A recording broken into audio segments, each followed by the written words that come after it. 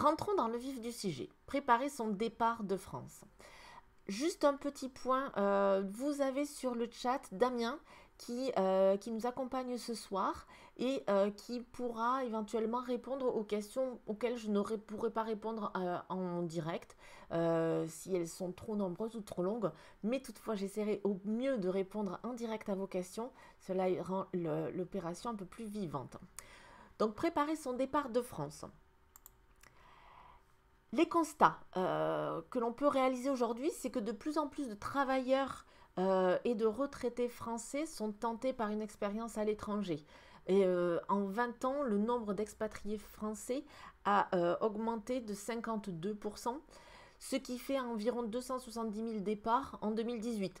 Alors bien sûr, on est d'accord, l'année 2020 et certainement l'année 2021 vont freiner ce nombre de départs de par la crise sanitaire, mais c'est vrai que la tendance est là, une augmentation des Français pour l'étranger.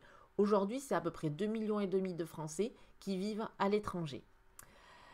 Pour les 2 tiers, ce sont des séjours qui sont longs, supérieurs à 10 ans, et essentiellement, les motivations sont professionnelles. Donc, une meilleure rémunération, une expérience professionnelle X ou Y, etc.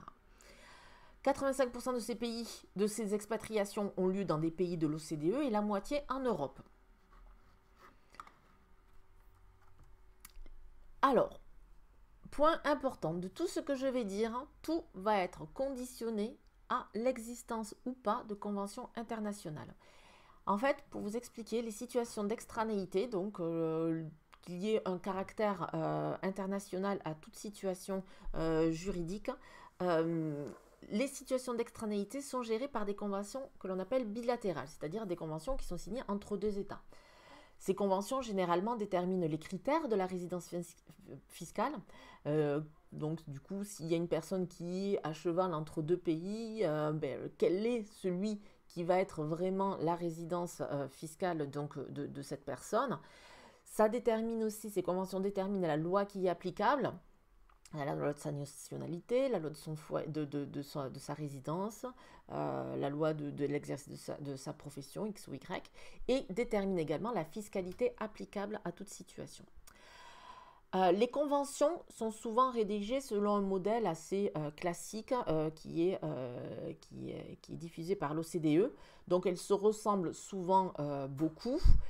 Le problème, c'est quand il n'y a pas de convention. Dans ces cas-là, peut y avoir des situations plus complexes de double imposition où en effet on ne sait pas qui va imposer ou qui va taxer. Dans ces cas-là, il est souvent probable que ce soit les deux pays qui imposent.